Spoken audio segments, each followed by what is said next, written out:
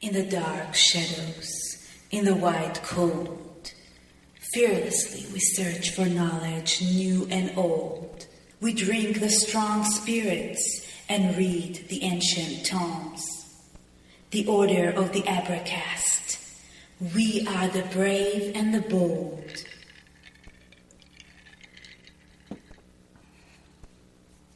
Bonfires burning bright.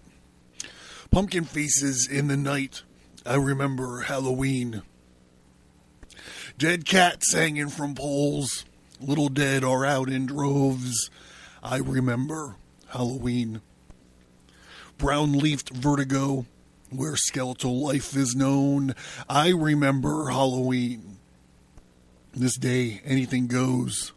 Burning bodies hanging from poles. I remember Halloween. Halloween, Halloween, Halloween, Halloween. Candied apples, razor blades, little dead are soon in graves, and I remember Halloween. This day anything goes, burning bodies hanging from poles, and I remember Halloween. Halloween,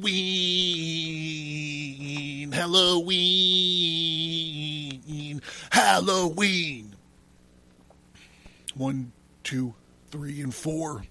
Formulae turis exorcismos et excommunicatum. Strigus et fictus lupanum cadrea. Metamorphos lycanthropy. Pusant inquium. Demon Pelum Lupanium. Quadwaham cause. Aboris occulturium. Halloween, Halloween, Halloween, Halloween. Halloween, Halloween, Halloween, Halloween. Metamorphos lycanthropy. Pusant inquium. Metamorphos lycanthropy. Posant inquium. Halloween, Halloween, Halloween, Halloween. The Abracast. Occult, history, conspiracy, and violence.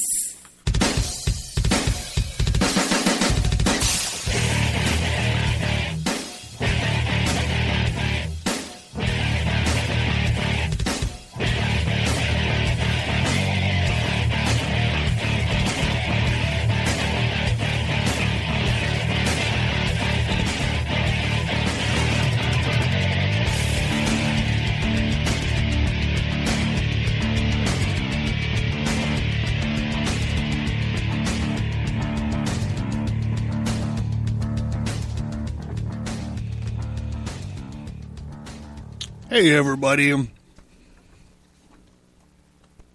I am John Towers, and this is the Abracast. Thank you for tuning in.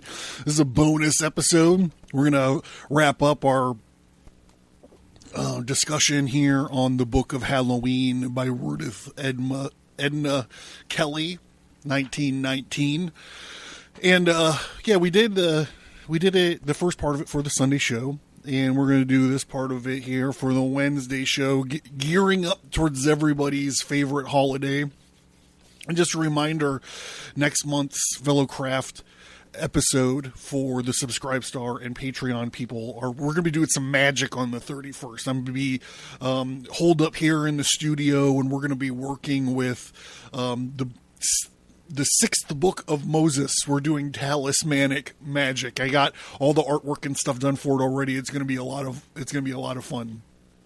So if you're interested in that, please consider becoming a Patreon or Subscribe Star person, supporter of the show. And to all those folks out there that are supporters of the show, thank you very much. And here's to you. Remember to check out our brand new-ish website, abracast.com. Had to totally redesign, had a host errors and fucked me over. But we got it. We got the new website, and I actually love it. I think it's cool. Check out the storefront for tarot cards, t-shirts, and more stuff. And then also get your Halloween reading short up there, and check out some comic books and graphic novels. As always, the feature topic link will help you navigate your way through our episodes. And yeah, that's about it.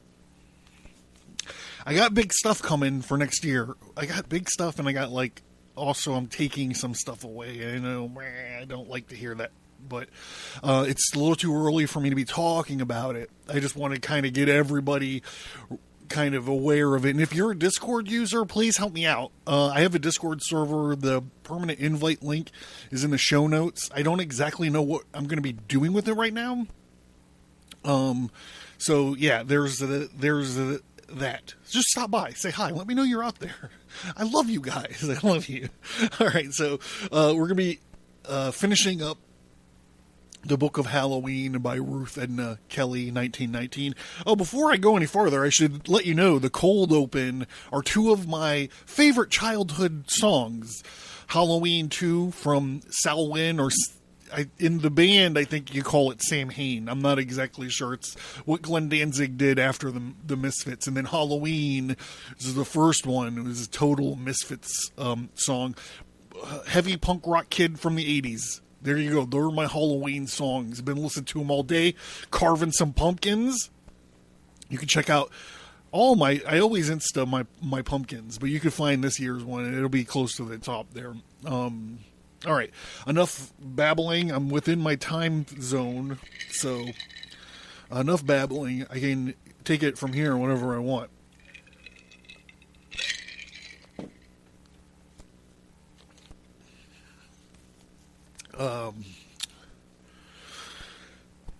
The origin and character of Halloween Omens. The custom of making tests to learn the future comes from an old system of augury from sacrifice, who sees in the nuts thrown into the fire, turning in the heat, blazing and growing black, the withering victims of old-time sacrifice to an idol.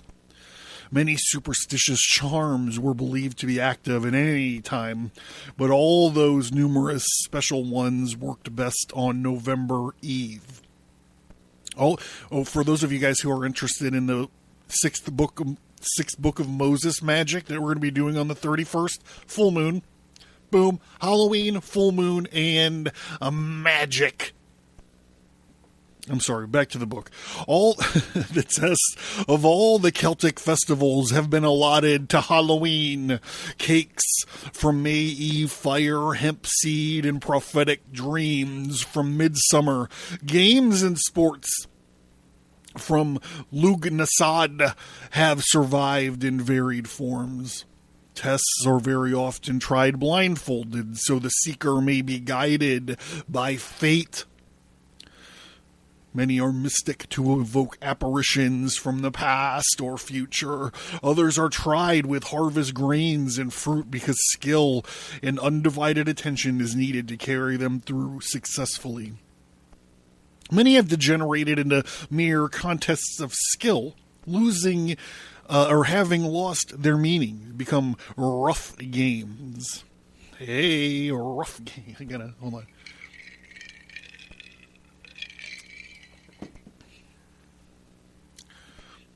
Quarantine sex, guys, is getting weird. Answers are sought to questions about one's future career, chiefly to when and whom shall I marry? What will my profession and degree of wealth? And when shall I die? The next chapter here is about Walpurgis Night. Now, they really did an Americanized version of this. It's actually called the Walpurgis Nacht. And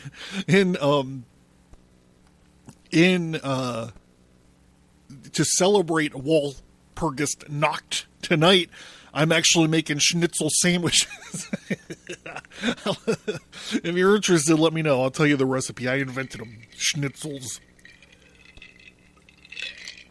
I love the German people, my time in Germany. Walpurga was a British nun who went to Germany, the fatherland, in the 8th century to found holy houses. After a pious life, she was buried at Eichstätt, where it is said a healing oil trickled from her rock tomb. The miracle reminded men of the fruitful dew which fell from the manes of the Valkyries' horses, and when one of the days sacred to her came on May 1st, the wedding day of Frau Hulda and the sun god, the people thought of her as a Valkyrie and identified her with Hulda as like a Valkyrie. She rode armed on her steed and scattered like Hulda spring flowers and frightful dew upon the field and vales. And when these deities fell into disrepute, Walpurga too joined the pagan train that swept the sky on the eve of May 1st, and met afterwards on the mountaintops to sacrifice and adore Hulda as the priests had sacrificed for a prosperous season and a bountiful harvest. So that night was called Walpurgis Nacht, when evil beings were abroad, and with them human worshippers who still guarded the old faith in secret. This is very like the occasion of November Eve, which shared with the May 1st Celtic manifestations of evil. The witches complete the list of supernatural beings, which are out on Halloween. All are to be met at the crossroads with harm to the beholders. A superstition goes that if one wishes to see witches, he must put on his clothes wrong side out and creep backwards to a crossroads, or wear wild radish on May Eve. On Walpurgis Nacht, precaution must be taken against witches who may harm cattle. The stable doors are locked and sealed with 3 crosses, sprigs of ash, hawthorn, juniper, and elder. The once sacred to the pagan gods are now used as protection against them. Horseshoes are nailed, prongs up on the threshold up over the body, and holy bells are hung upon the cows to scare away the witches, and they are guided to pasture by a goad which has been blessed. Shots are fired over the cornfields. If one wishes, he may hide in the corn and hear what will happen for a year. Signs and omens on Walpurgis Nacht have more weight than at other times, except on St. John's Day. On Walpurgis Nacht rain make good crops of autumn grain, but rain on autumn day is harmful to them. Lovers try omens on this eve as they do in Scotland on Halloween. If you sleep with one stocking on, you will find on May's morning that the toe, a hair color of your sweethearts. Girls try to find the temperament of their husbands to be by keeping a linen thread for 3 days near an image of the Madonna. Not just a Madonna, or not just Madonna, the Madonna.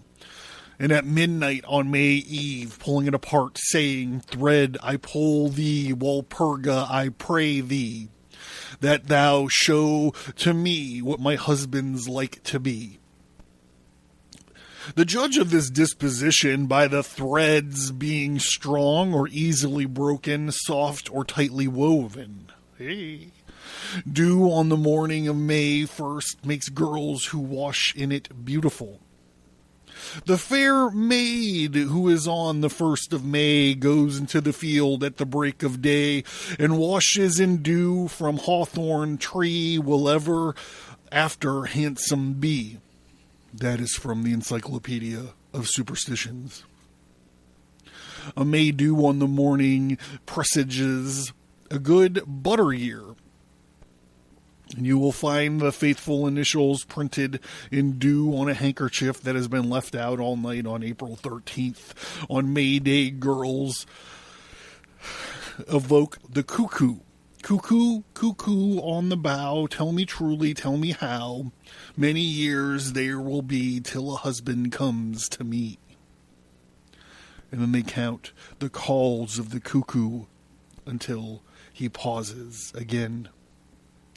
And if a man wears clothes made of yarn spun on Walpurgis Nacht to the May shooting, he will always hit the bullseye, for the devil gives away to those he favors. Frickin' Guggen, bullets which always hit the mark. Oh, shit, I gotta make a note of that.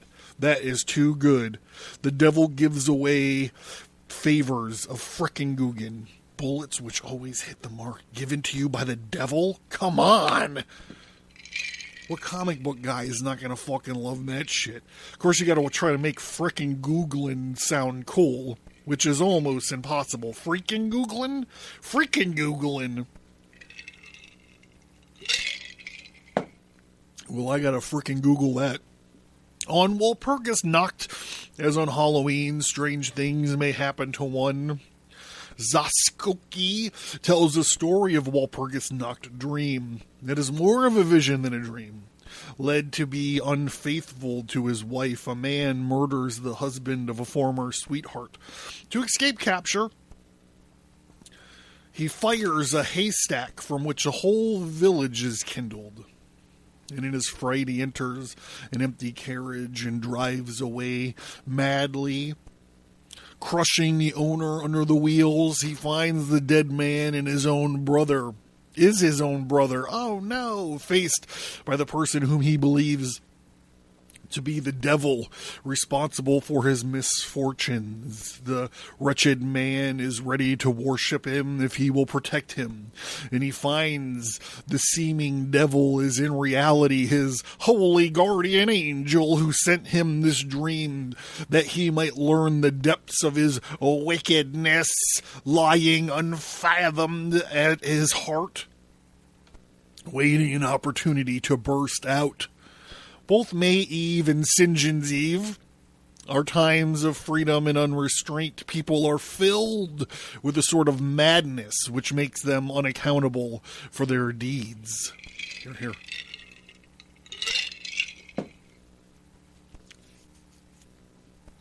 For you see, Pastor, within every one of us is a spark of paganism, is glowing. It has outlasted the 1,000 years since the old Teutonic times. Once a year, his flames up high, and we call it St. John's fire. Once a year comes free night. Yes, truly free night.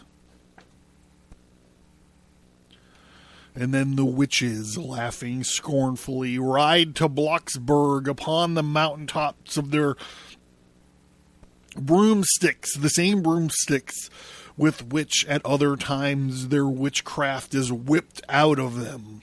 Then the whole wild company skims along the forest way, and then the wild desires awaken in our hearts which life has not fulfilled.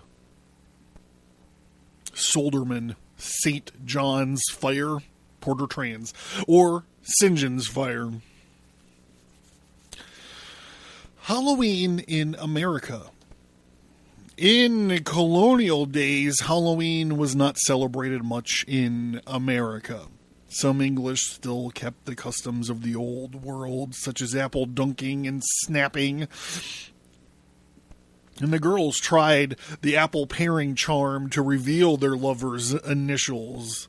and the comb and the mirror test to see their faces. Ballads were sung and ghost stories told, for the dead were thought to return on Halloween. There was a young officer in Philip's company at the time of the finding of the Spanish treasure ship who had gone mad at the sight of bursting sacks that the divers had brought up from the sea as gold coins covered the deck. The man had once lived in an old stone house on the fair green lane, and he had gone out that his spirit still visited it and caused discordant noise. Once, on a gustly November evening, when the clouds were scuttling over the moon, the hall door had blown open with a shrieking draft and a force that caused the floor to tremble. A Halloween Reformation Butterworth. Elves, goblins, and fairies are native on American soil. I'm just going to go with the text here. If you need a trigger warning, I'm going to be calling Native Americans or indigenous people. Apparently, in 1919, they called them Indians. So I'm going to stick with the text. The Indians believed in evil Manitouis. I'm not familiar with that. Some of whom were water gods who exacted tribute from all who passed over the lakes. Henry Hudson and his fellow explorers haunted as mountain trolls in the Catskill Range, like Ossian and so many other visitors to the other world. Rip Van Winkle is lured to the strange gatherings, thinks he is passing the night there, and he wakes and he goes home to find that 20 years have whitened his hair and rusted his gun and snatched from life many of his boon companions. My gun must have been cotched in, oh my God, Matrix 2. The Matrix Part 2? Now, this too bad, them fellows have gone and stolen my good gun and leave me this rusty old barrel. Why is that village of falling waters that I see, and why is the place is more than twice the size it was last night? I don't know whether I'm dreaming or sleeping or waking. It's from Rip Van Winkle, Jefferson. The persecution of witches prevalent in Europe reached to this side of the Atlantic in the 17th century. Longfellow in Giles Corey in the Salem Farms writes, "This sudden burst of wickedness and crime was but the most common madness of the time, when all the lands that within the sound of Sabbath bells a witch was burning or drowned. Men and women who had enemies to accuse them of evil knowledge and the power to cause illness in others were hanged or pressed to death by heavy weights. Such sickness they could cause by keeping a waxen image, sticking pins or nails into it, or melting it before a fire. The person whom they hated would be in torture or would waste away like the waxen dolls, which is power to injure, and prophecy came from the devil, who marked them with a needle prick. Such marks were sought as evidence at the trials. Witches' eyes are coals from fire from the pit. They were attended by black cats, owls, and bats, and toads.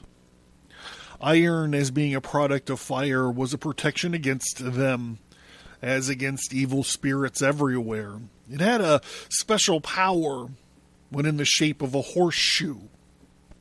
Longfellow, Giles Corey of the Salem Farms, writes, "This horseshoe will I nail upon the threshold there, ye night hags and witches that torment the neighborhood, ye shall not enter here."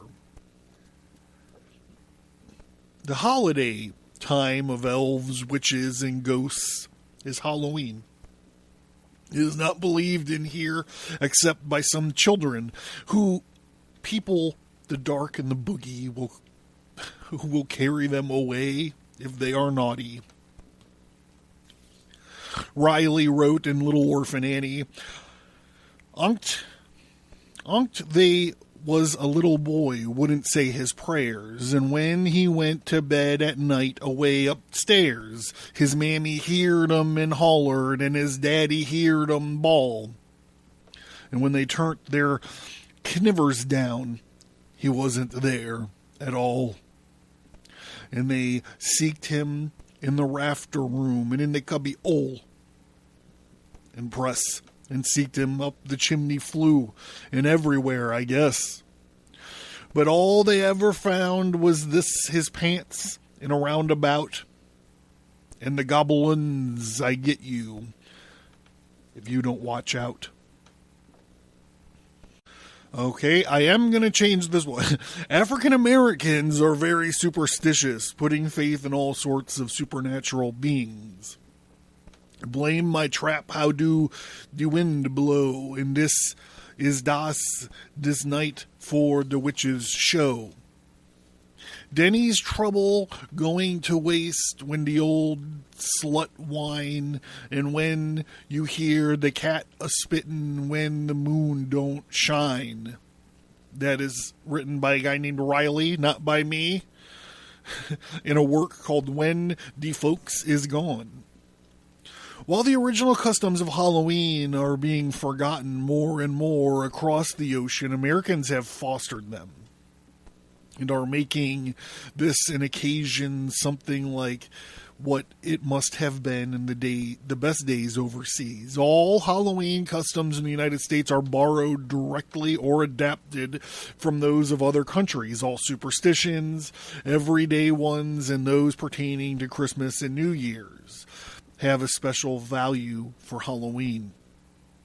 It is a night of ghostly and merry revelry. Mischievous spirits choose it for carrying off gates and other objects and hiding them or putting them out of reach. Wright in Tom's Halloween Joke writes, Dear me, Polly, I wonder what them boys will be up to tonight, and I do hope they'll not put the gate up on the shed as they did last year. All right. Bags filled with flowers sprinkled the passerbys. Doorbells are rung. The mysterious raps sounded on doors. Things thrown into halls and knobs stolen.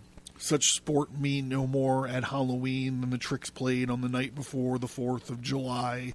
Half to do with the Declaration of Independence. We have seen manifestations on all such occasions as the spirit of free night of which George von Hartwig speaks so enthusiastically in St. John's Fire, page 141. Halloween parties are the real survival of ancient merrymaking, and they are prepared for in secret, and guests are not divulged the fact that they are invited. Often they come masked as ghosts or witches.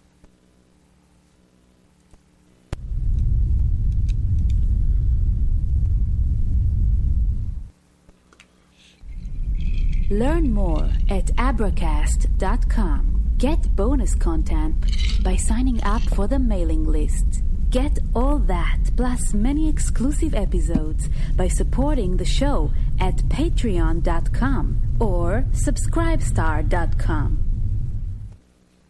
All right, remember to check out abracast.com. Check out the storefront for t-shirts and more, tarot cards and graphic novels and comic books. Also, remember on the 31st, I'm doing on the full moon, on Halloween when the veil is thinnest, I'm going to be doing some magic from the 6th book of Moses. I have all the artwork reproduced for the different it's talismanic magic. It's going to be pretty cool. And that will be available on the 1st on the Patreon and Subscribestar for the Patreon and Subscribestar supporters. So check that out. I'm going to be up late doing it, and I'm going to be posting it as early as I can, but I think it's gonna be a lot of fun and pretty informative. I got some pretty informative stuff going on with it. And yeah, that's it. Okay, so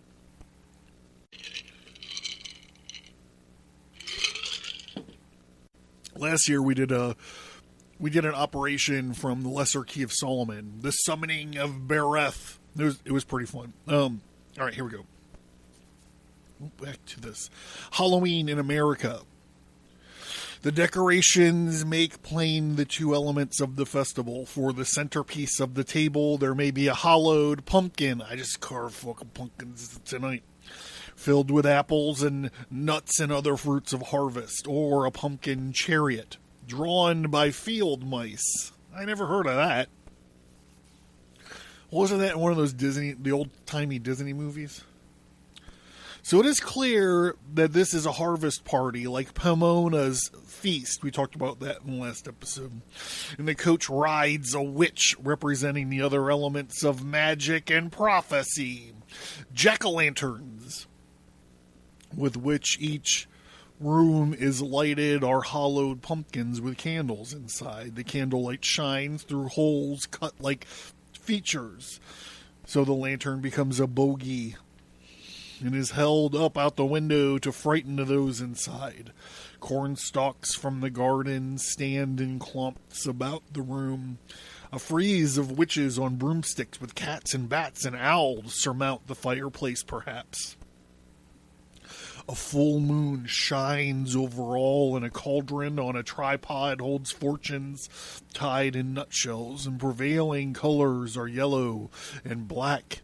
The deep yellow is the color most ripe grain and fruit, and black stands for the black magic and demoniac influences, and ghosts and skulls and crossbones, the symbols of death, startle the beholder.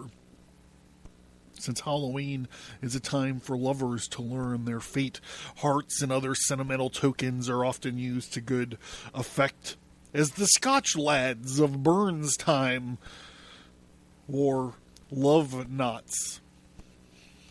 Having marched to the dining room and out of a dirge, the guests find themselves plain, hearty fare, donuts, gingerbread, cider, popcorn, apples, and nuts honored by time. The Halloween cake had held the place of honor since the beginning here in America. Fuck yeah!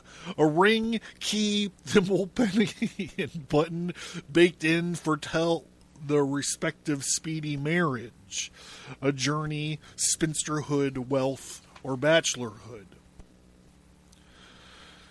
Bradley wrote in A Different Party, Polly was going to be married, and Jeannie was going on a long journey, and down went the knife against something hard. The girls crowd around. You had a hurt in your throat, and there in your slice was the horrid, hateful, big brass thimble. It was more than you could bear, soaking, dripping wet, and an old maid.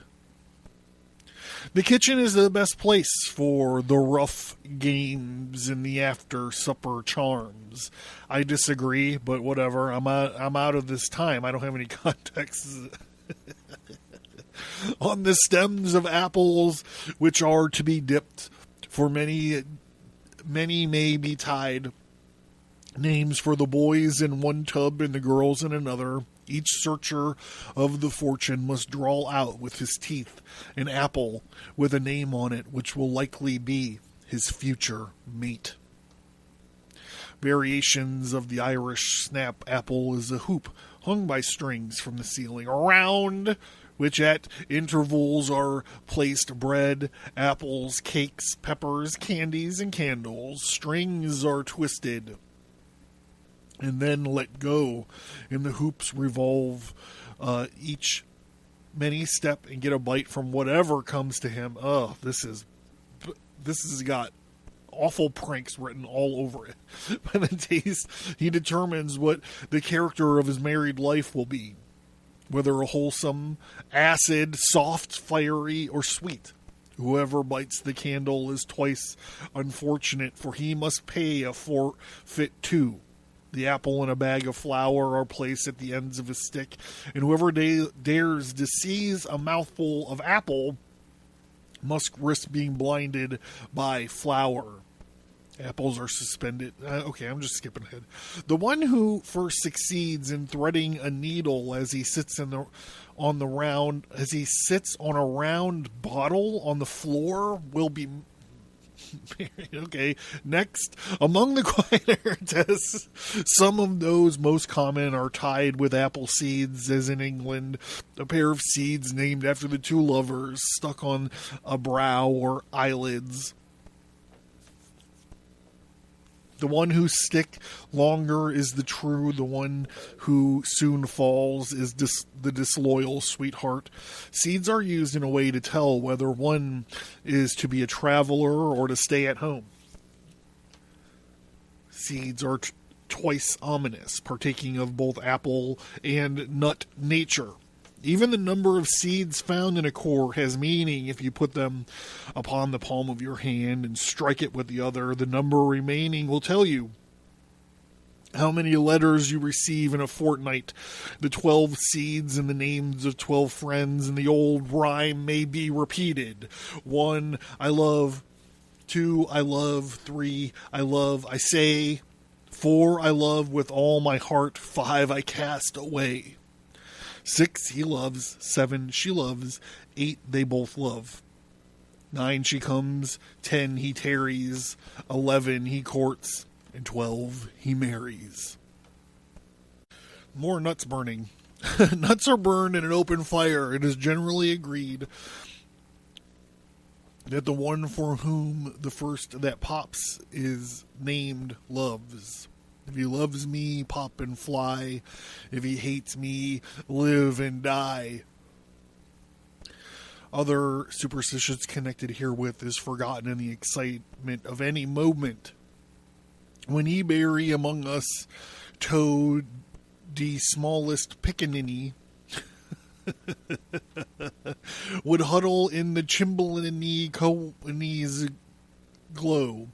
To listen to dem chilly wind, old Novembers go a screechin' like a spook around the huts. Yeah, I don't even know what I'm reading, so I'm going to stop. I mean, we might be getting into some dicey territory here from 1919. Letters of the alphabet are carved on pumpkins. Fate guides the hand of the blindfolded seeker on the faithful initial which he stabs with a pin. Letters cut out of paper are sprinkled on water in a tub. They form groups from which anyone with imagination may be able to spell out names. Girls walk down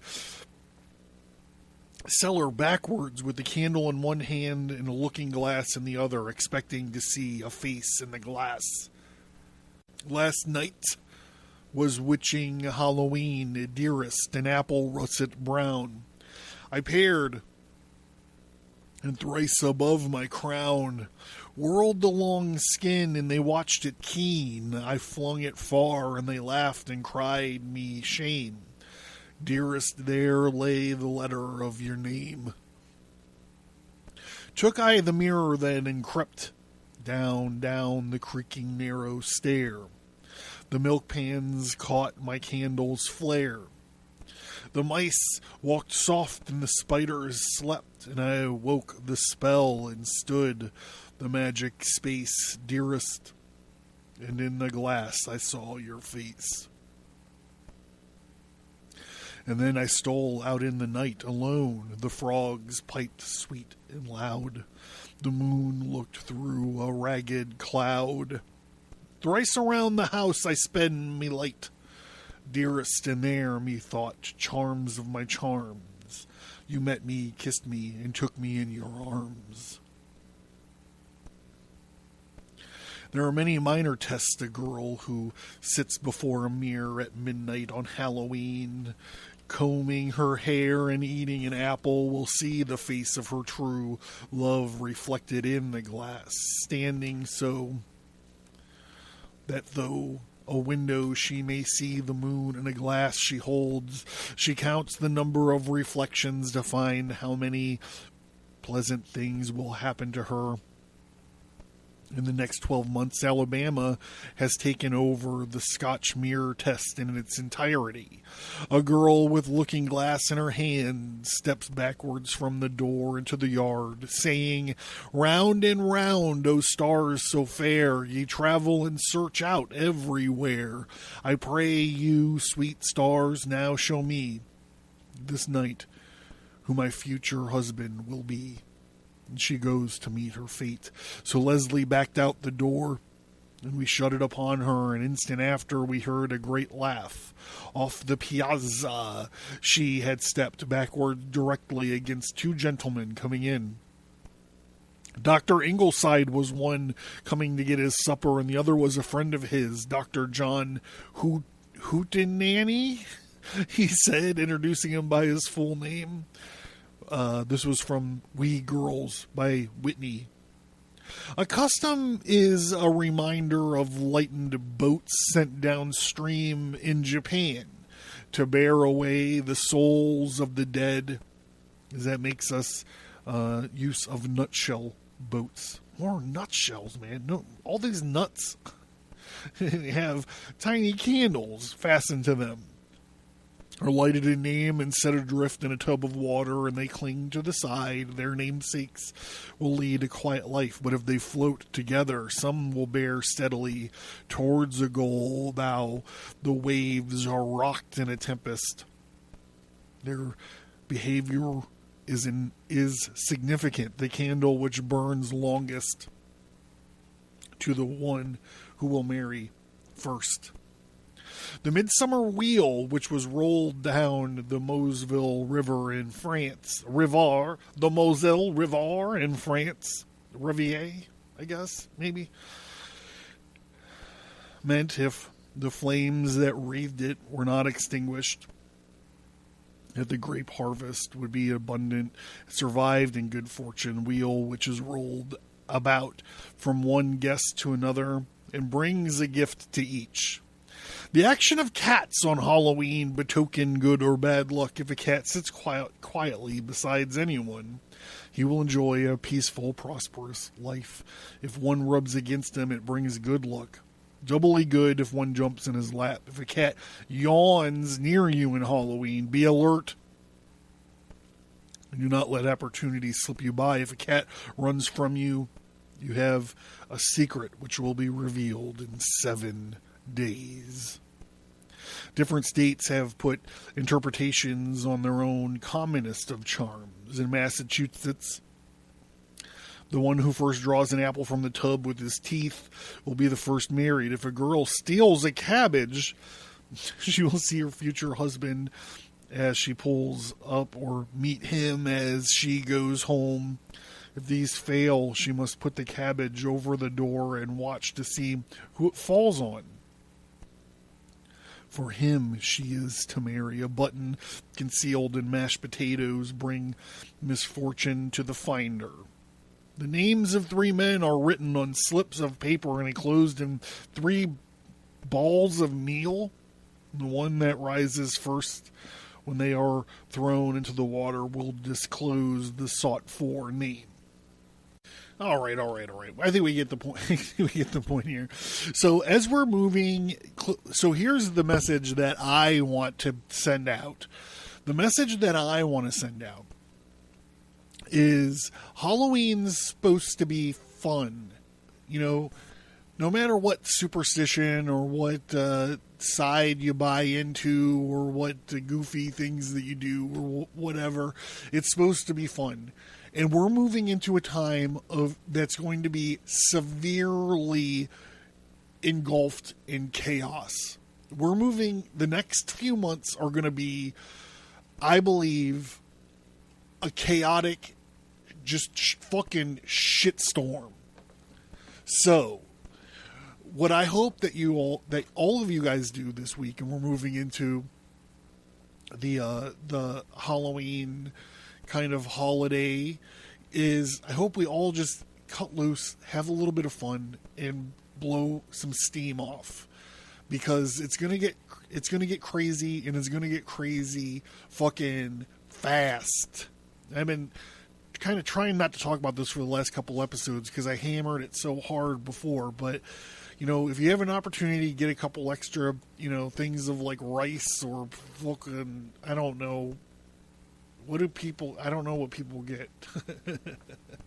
I have a closet of MREs and emergency meals, and I ordered a bunch of extra magazines, and, we got the house kind of like locked up a little bit tighter than it usually is, and, I just want everybody to be ready, but before this, like, get out there, man, get laid, paint some stupid shit on your face and go and get hammered with your friends before this whole shit goes down.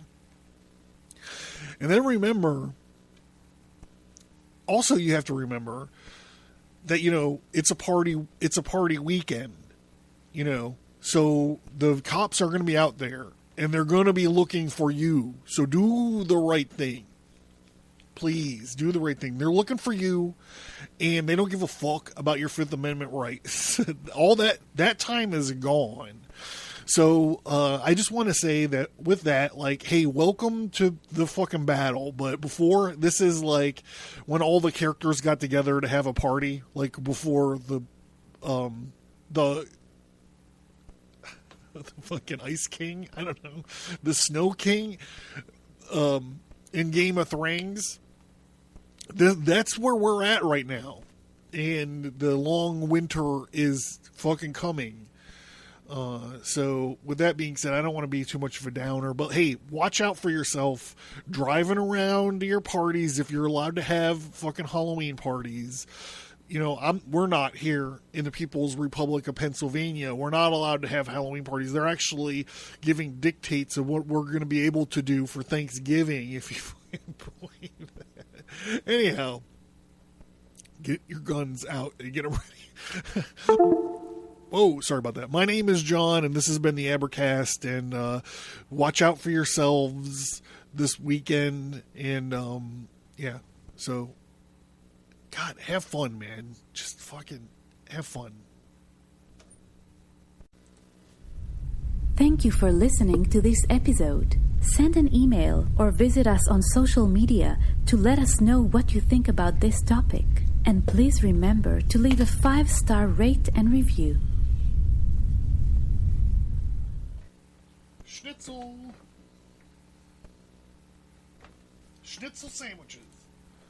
Hey, did you learn something? Did you laugh? Supporting me is a way for you to be a part of the Abercast and ensure its growth and sustainability. It also means I can create a normal schedule for shows and bonus shows, as well as the exclusive Fellowcraft episodes. By supporting the show, you are not only a listener, but you are a part of the show. You supporting the show gives me a way to offer fun rewards as a thank you for showing your appreciation and support for our projects. Do you have an idea for a reward that you don't see? Let me know. My supporters are my partners. I currently pay for you to listen to the Abercast. Not only do I pay the hosting bills out of my own pocket, I volunteer my time and talent to each and every episode of the Abercast. The price of books, the time and resources of reading and researching, the massive amounts of gin and tonic needed, the equipment it takes to record the shows, the time and resources it takes to create the bonus material, and the cost to maintain the internet presence. Is it worth your support? I don't know. I am proud of the Abercast, and I feel like I'm improving all the time. In addition to creating the show that you dig and that you are excited about, I also have a full-time commitment and other obligations. So why financial support? All of the supporters help me focus my time on the quality and development of the podcast. And what if you can't afford, $1 or $3 or $10 or whatever, a month. Believe me, I get that. There are many degrees of support, but if you can't support the show financially, please consider leaving a 5-star rate and review on your preferred podcast app. And don't forget that you could sign into the mailing list and still unlock a lot of bonus content. Thank you. I cannot put into words how much it means to me that you listen to the show each time I post a new episode. Your feedback, support, and love of the stories that we talk about here is what keeps me going.